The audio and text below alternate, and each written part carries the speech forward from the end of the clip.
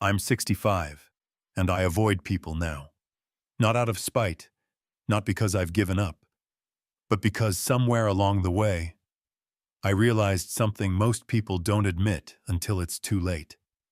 There comes a time when you stop chasing everyone and start choosing yourself. And at this age, choosing myself feels less like a luxury and more like survival. For most of my life, I was the one who always said yes. Yes to family events. Yes to last-minute favors. Yes to conversations I didn't have the energy for. I used to think it made me dependable. But as I've grown older, I've discovered it made me disappear. There's a quiet shift that happens around this age. You begin to feel time not just pass, but narrow. It becomes less about counting years and more about counting meaning. Every day feels a little more expensive, like you're spending a currency you'll never get back. And that's when I started saying no. Time is no longer something I take for granted. When I was younger, I'd let hours slip away talking to people who never listened or running errands for those who wouldn't do the same for me. Now I treasure the stillness. A quiet morning with a warm drink feels more valuable than a crowded afternoon filled with small talk. It's not about being antisocial. It's about being intentional. Time teaches you what truly matters, and even more painfully, who really matters. I don't have the energy to maintain every relationship I once did. And frankly, not everyone deserves that energy. When I think about where I want my hours to go, it's toward peace, not pretense. There's something beautiful about trimming your social garden, letting go of those who take but never give, releasing the pressure to be everything to everyone. My world has grown smaller, yes, but it's also grown clearer. You start to notice who checks in without needing something, who listens without waiting to speak, who remembers your stories, not just your mistakes. And those are the ones you keep. I've had friendships fade and family ties loosen. At first I tried to fix it. I chased. I explained. I tried to hold everything together. But at some point, I realized, if someone doesn't notice your absence, they didn't truly value your presence. So now, I don't explain myself. I don't justify why I didn't return a call or skip a reunion. I simply choose peace. And in doing so, I've gained something no apology or explanation ever brought me: freedom. It's strange how people respond when you start setting boundaries later in life. Some think you're angry. Others assume you've become bitter. But in reality, it's the opposite. I'm finally at peace because I've stopped pretending to be okay with everything. I no longer tolerate conversations that drain me, expectations that exhaust me, or company that leaves me lonelier than solitude. And speaking of solitude, there was a time when I feared it. The silence, the empty calendar, the evenings with no plans. But what I've learned is that there's a world of richness in being alone. Not lonely. Alone. Solitude has become sacred. It's where I reflect, recharge, and reconnect with myself. There's no pressure to perform, no masks to wear, no small talk to endure. Just me, as I am, with all the wear and wisdom life has gifted me. I've learned to enjoy my own company, to sit with my thoughts instead of running from them, to find joy in simple things: a well-cooked meal, a familiar book, a walk with no destination. These small pleasures feel more profound than any party I ever attended. Relationships also look different now.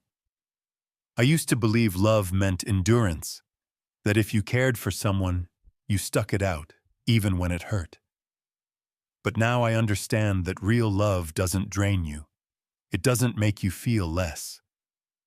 So I've let go of some long-standing relationships, not in anger, but in acceptance. Not everyone grows in the same direction, and holding on out of guilt only slows you down. Some people belong in your story, but not in every chapter. I've also stopped expecting people to change. That was a tough one. I used to believe that if I just loved harder, waited longer, forgave more, they'd come around. They rarely did. And each time I lost a little more of myself trying to help someone who wasn't willing to meet me halfway. Now I will accept people for who they are, but I also decide if who they are fits into my life. It's not judgment. It's discernment. This age has taught me to be my own protector, to guard my peace the way I once guarded my reputation, to nurture my spirit the way I once nurtured everyone else. It's a quiet kind of strength, the kind that says, I love you, but I love me too. I've also noticed that the world itself feels different, faster, louder, more disconnected despite being constantly connected. And I find myself longing for something slower, more grounded. I miss the simplicity of human interaction before it became filtered through screens and notifications. These days, I choose intentional connection. I don't need dozens of friends or endless invitations. I need honesty, warmth, and depth. I want conversations that feed the soul, not ones that skim the surface. I avoid people who bring drama, who stir conflict, who never ask how you're doing, but expect you to listen endlessly. I avoid people who gossip more than they grow, who complain more than they contribute. Instead, I draw close to those who are kind without an agenda, who laugh easily, who say, I'm here, and actually mean it. Those are the people worth holding on to. And the others? I wish them well, from a distance. It's not always easy. There are days when I feel that old guilt creeping back in. Days when I wonder if I'm too closed off, too guarded. But then I remember what it felt like to be surrounded by people and still feel unseen. That's lonelier than being alone. Protecting your peace isn't selfish, it's sacred. If you're 65, 70, or even older, and you've been feeling this shift too, know that it's not just you. Many of us are waking up to the truth that life's too short for anything less than genuine. You are allowed to grow out of relationships. You are allowed to choose rest over performance. You are allowed to prioritize your well-being. You are allowed to be at peace. And if that means avoiding people who pull you away from your center, so be it. You've earned the right to be selective. You've lived through enough to understand what matters. You don't owe anyone access to your time, your energy, or your heart just because they ask for it. This is your time now. Fill it wisely. As the years go on, I've come to see that choosing peace over people isn't a lonely act. It's a liberating one. There's a strange sort of clarity that settles in once you realize your time is more valuable than your reputation. I used to worry a lot about what people thought of me, whether I was polite enough, present enough, helpful enough. But now I ask myself a different question. Was I kind to myself? That shift alone changed everything. I no longer show up to events out of obligation. I no longer answer calls from people who only reach out when they need something. I no longer explain my boundaries or apologize for them. At this stage in life, I've discovered that the most meaningful relationships don't require constant proof or performance. They simply exist, like a quiet undercurrent of trust. These days, I value presence over performance. I'd rather sit in silence with someone who truly sees me than entertain a room full of people who never ask how I'm really doing. That's not isolation. That's discernment. And it's something that only comes with age. When I was in my 40s and 50s, I thought relationships were like houses. If they had cracks, you patched them up. You kept repairing until the place felt whole again. But now I understand that some structures weren't built on solid ground to begin with, and holding them up becomes a full-time job you never signed up for. Letting go of people, even people you once loved dearly, is one of the hardest and most freeing things you'll ever do. You don't do it with anger. You do it with acceptance. Some people are meant to teach you, not stay with you. And that's not failure. That's life. I've stopped clinging to what once was and started embracing what is. And what is quieter, simpler, but infinitely more peaceful. There are people I used to speak with every day who are now strangers, and yet I don't feel a hole where they used to be. I feel a space, a breathing room. It's not emptiness, it's openness. Space I can fill with walks under the trees, slow mornings, books I never finished, and thoughts I never had time to think. One of the things no one tells you about growing older is how much more clearly you begin to see people's intentions. Maybe it's experience, maybe it's instinct. But you start to notice the tone in someone's voice, the look in their eyes when they ask you for something. You notice the silence that follows when you're the one in need, and you learn to stop chasing people who never once took a step toward you. I used to excuse those things. Oh, they're just busy. They didn't mean it like that. I gave out more benefit of the doubt than I gave myself time to breathe. But now, I notice. I make note, and I make choices accordingly. I've replaced social gatherings with moments of meaning, a coffee with a true friend, a visit to my daughter's garden, a conversation with my neighbor who waves every morning, not out of habit, but out of genuine care. What surprises me most is how few people I actually need to feel fulfilled. A handful. That's all. And when I'm alone, I no longer feel like something's missing. In fact, I feel whole. Wholeness, I've learned, doesn't come from others completing you. It comes from stopping the constant attempt to please everyone else and finally pleasing yourself. I've even changed how I spend my days. I don't pack them with busyness the way I once did. I don't feel guilty for saying no to commitments. If anything, I've become more curious about how little I can do and still feel content. That was never the goal in my younger years, but now it feels like the whole point. I've also come to peace with the fact that I've outgrown some people. That used to make me feel guilty. How could I leave behind someone I once shared everything with? But the truth is, growing doesn't always happen together. Sometimes it happens apart. And if you're growing and they're not, there's only so far you can walk side by side before the road splits. When it does, you have two choices: slow yourself down to stay in step, or let go and keep walking. I've chosen to keep walking. At this age, guilt becomes lighter when you start carrying gratitude instead. Gratitude for the lessons, for the memories, for the growth. Even the painful endings become part of the gift, because they make you more intentional about the relationships you still have. Some people are confused by this version of me, the quieter me, the one who chooses the back row instead of the spotlight, the one who leaves a gathering early because she's tired of surface talk and craves her porch and a blanket.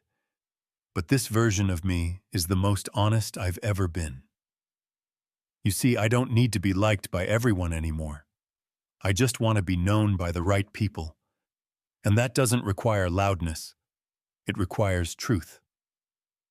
Quiet, consistent, soul-deep truth. I've stopped offering explanations to people who never listened. I've stopped defending myself to those who already made up their minds. I've stopped saying yes when every part of me whispered no. What remains is a life that finally feels like mine. I know some people fear this shift. They think stepping back means giving up. But what if it means waking up? Waking up to the reality that time is running out, and we no longer want to spend it performing roles we never auditioned for. I don't want to be the version of me others need. I want to be the version of me I recognize when I look in the mirror. And that version? She needs less noise, fewer expectations, and more peace. I avoid people now because I've learned that not everyone is good for your soul. Some people make you question your worth. Others make you feel like you're not enough unless you're giving everything. And then there are those who drain you with their drama, their chaos, their endless need for attention. You don't need that. Not at this stage. Not ever.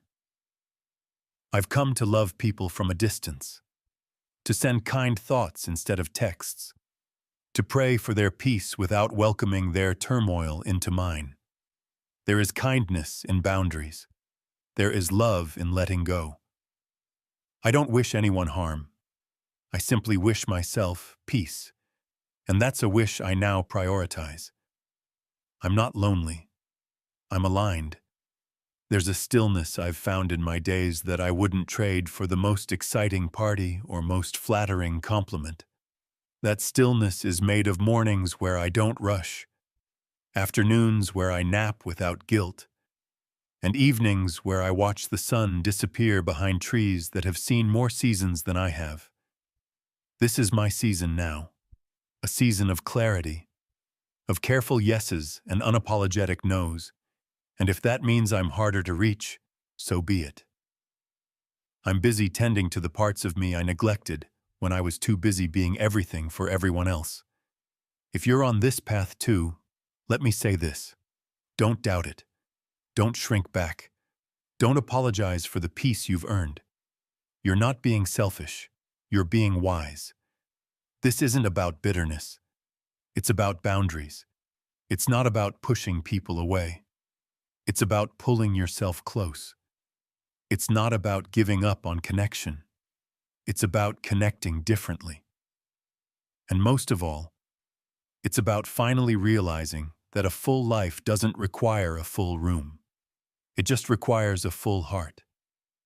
So yes, I avoid people now, because I choose peace over noise, presence over performance, and myself, finally myself, over the endless chase for approval. I hope you'll do the same, and if you've made it all the way to this point with me, maybe you've felt it too. That quiet nudge to choose a life that feels softer, truer, lighter. One where your days belong to you and your heart feels like home. You're not alone in that feeling, not by a long shot. So take this as your permission slip to rest, to retreat, to refill your spirit, and maybe, just maybe, to sit in silence long enough to remember how beautiful your own company really is. If that sounds like the kind of wisdom you're ready to live by, stick around and subscribe. And while you're at it, tell me in the comments, what city are you watching from? We've built a quiet little village here. No loud parties, no exhausting performances, just truth, peace, and stories that remind you you're never too old to start choosing yourself.